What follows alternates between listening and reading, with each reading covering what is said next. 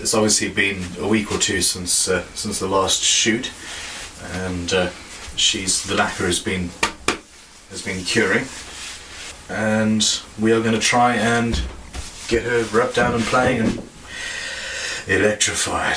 We shall see. Okay.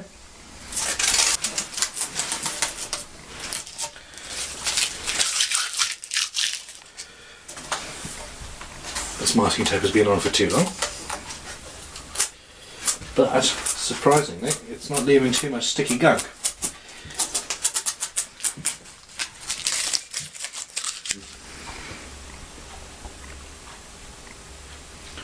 Protection. Oh, that's cold.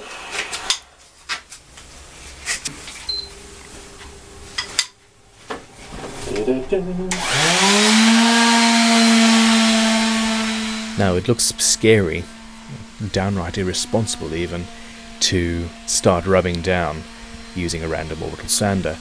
However, I have it set on a low speed and using a high grit sanding disc. 400 grit or 600 grit is perfect for taking just the top of the lacquer down. This guitar has got a fair old load of orange peel on it, and effectively I'm getting rid of that and going no further.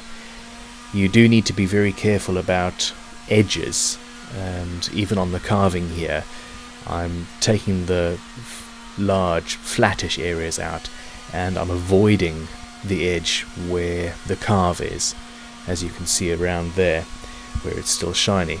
That will be done by hand.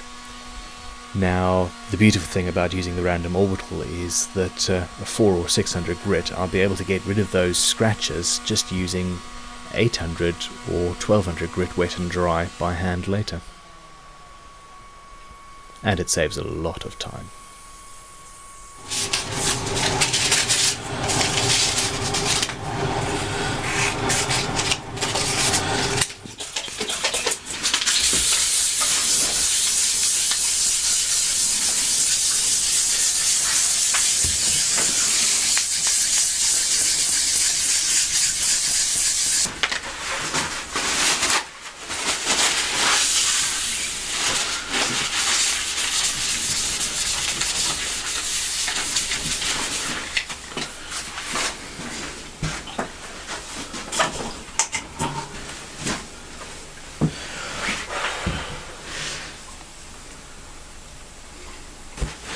Here we go.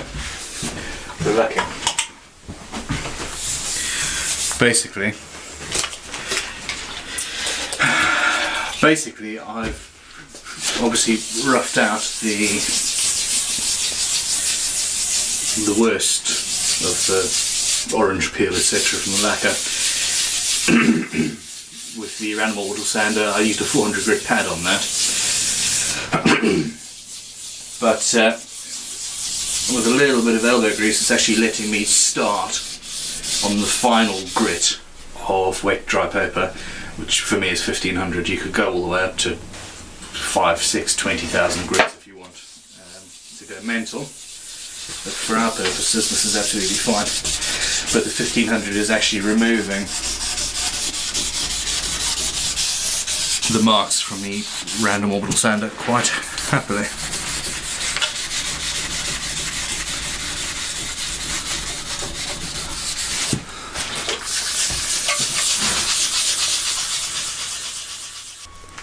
When using wet and dry paper, it is always better to soak the paper for 12-24 hours beforehand. This effectively means that the paper will last much longer. Also, use clean rag with every grit that you use. So say you start at 800 grit, use a piece of paper like so to clear off the excess so you can see what scratches you've removed. But do not, when you move up to 1200 grit, use that same paper, because that will have the excess grit that's fallen off the 800 grit paper, and you're just going to put 800 grit scratches in the top again, which would not be a good idea.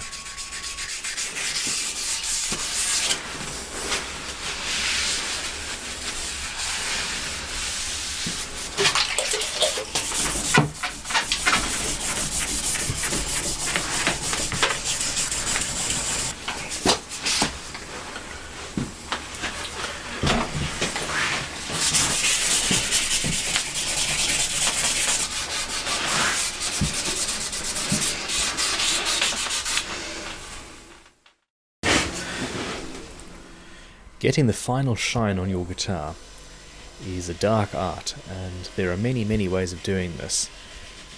From simple hard graft with elbow grease to commercially available buffing pedestal units. I have opted to go the cheap route, and it's also incredibly effective. This is a standard bench grinder, a cheap £20 job that from the local hardware store that happens to run at the right speed. Now, I start off with a 1/2 inch stitched mop, and that loaded with a cream coloured buffing paste like that takes the scratches out of the 1500 grit paper and gives you a creditable finish. Where this standard bench grinder falls down in comparison to the commercial models is that the buffing wheel is fairly close to the body, and there occasionally you have access issues, but with a larger wheel it doesn't become an issue. You need to make sure that you are buffing towards the edge that is nearest, otherwise you're likely to try and rip the instrument out of your hands and in the process damage your hard-won finish. There are many different brands and grades of the buffing compound, and in the end it's personal. It's up to you what works best. The trick is just to experiment and spend a lot of time and probably ruin a fair few finishes learning how to get the one that you are after. There are much coarser grades that will remove scratches from 1200 grit instead of the 15 or 2000 grit paper that I use nowadays, and but that means that you spend twice as much time standing in front of the buffing machine, and it's actually cold, dirty, noisy work. On the first stitched mop, I tend to try and polish at 2 different angles so that the entire guitar gets done twice. And it's important to remember to remove any excess buffing paste by hand while it is still warm and relatively pliable. If you were to buff the entire guitar and leave bits of this the buff coloured buffing paste on the guitar, once it's dried it's much harder to get off and creates an issue. Plus, this way, as you stop and rub everything out, you can see exactly what's happening, just to make sure that you don't miss any scratches. After a final once over using a loose leafed mop, which is finer and more gentle on the finish, it is absolutely essential you get the elbow grease going and polish it all by hand. That way lies the perfect finish. Sure shot.